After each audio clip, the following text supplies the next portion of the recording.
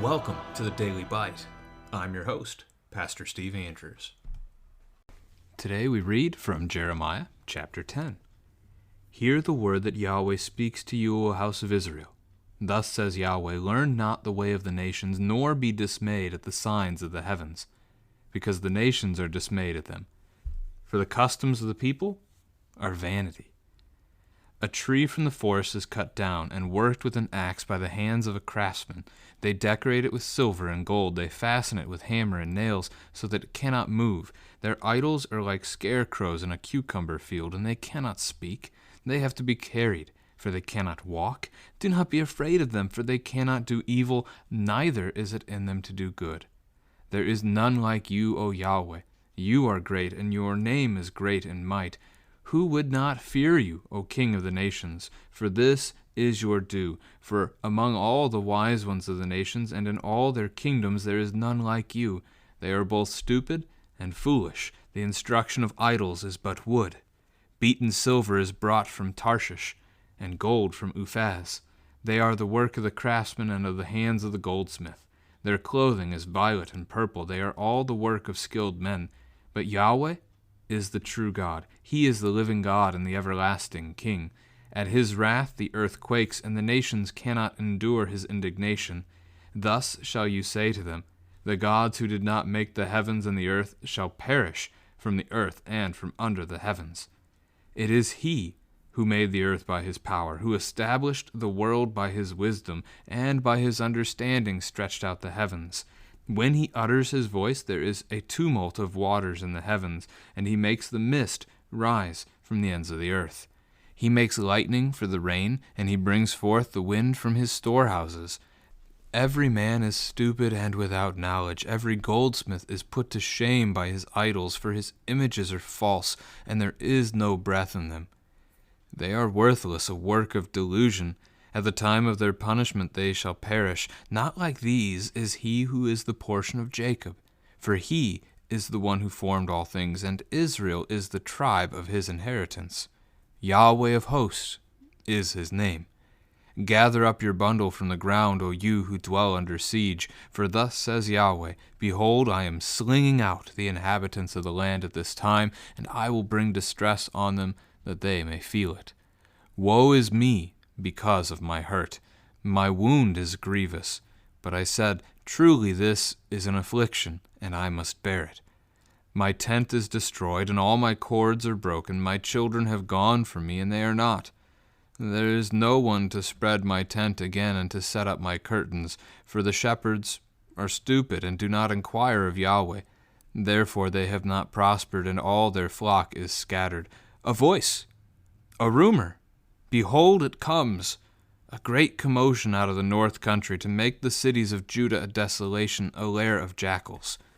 I know, O Yahweh, that the way of man is not in himself, that it is not in man who walks to direct his steps. Correct me, O Yahweh, but in justice, not in your anger, lest you bring me to nothing. Pour out your wrath on the nations that know you not, and on the peoples that call not on your name. For they have devoured Jacob, they have devoured him and consumed him, and have laid waste his habitation. This is the word of the Lord.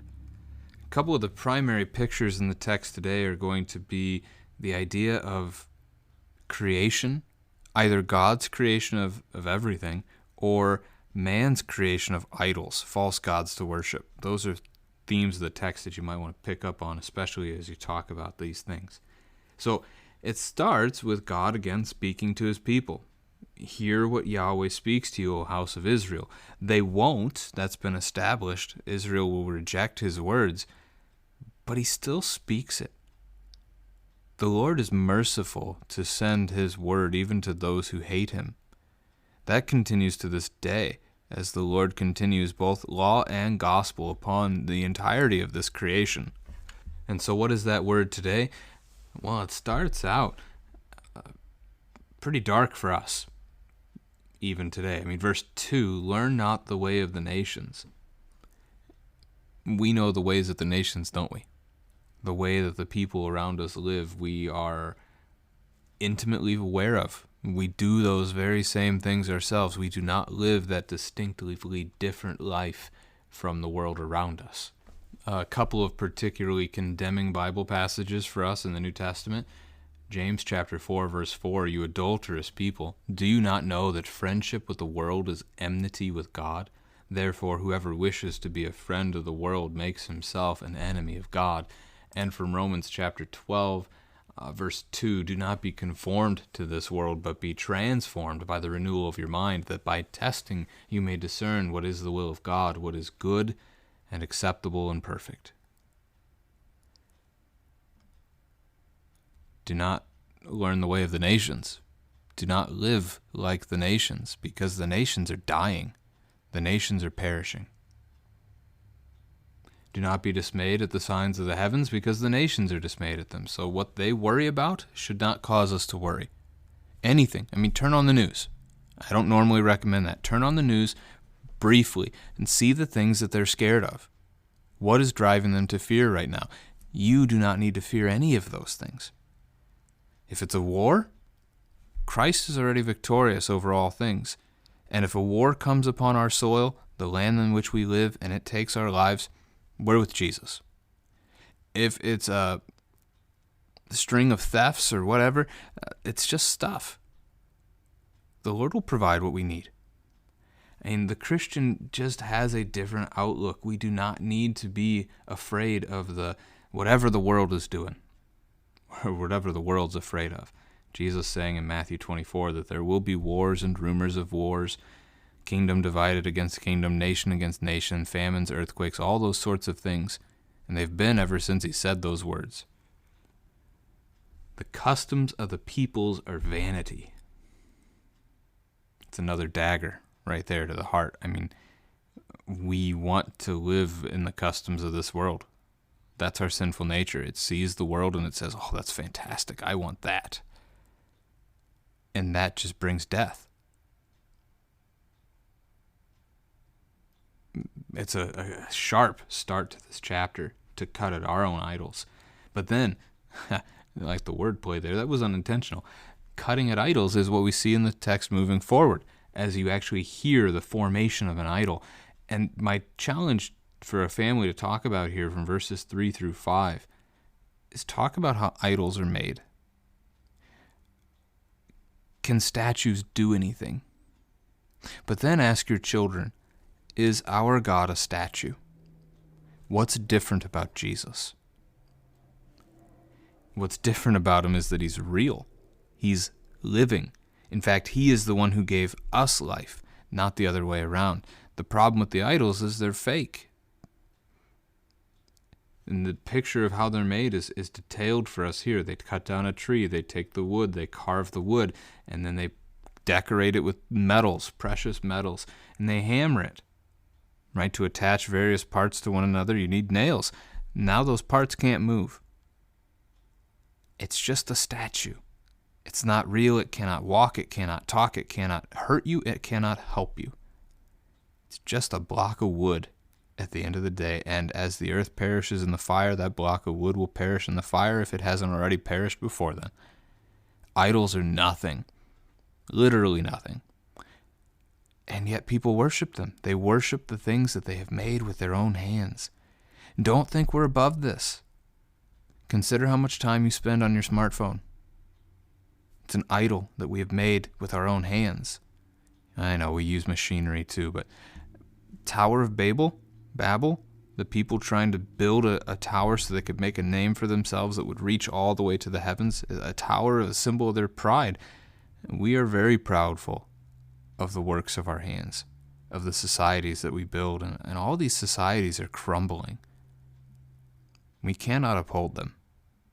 Jesus does not promise to uphold the flag, the nation, the government, none of those things.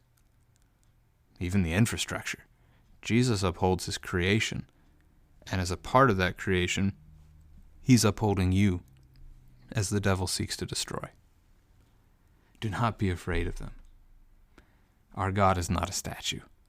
He will fight for us. That's the transition.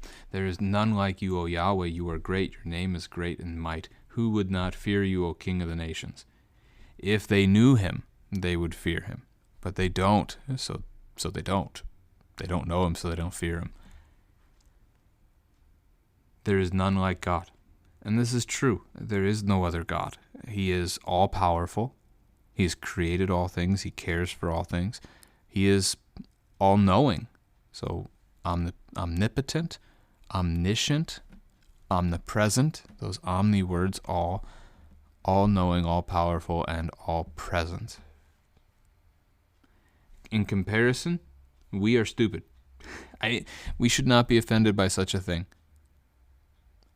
Right, as an adult is to an infant, so much more knowledgeable, so much wiser, theoretically, so God is to us. It's not even close. It's not even a point of comparison. The foolishness of God is wiser than the wisdom of men, something Paul wrote in his letter to the church in Corinth. The instruction of idols is but wood, if an idol could instruct.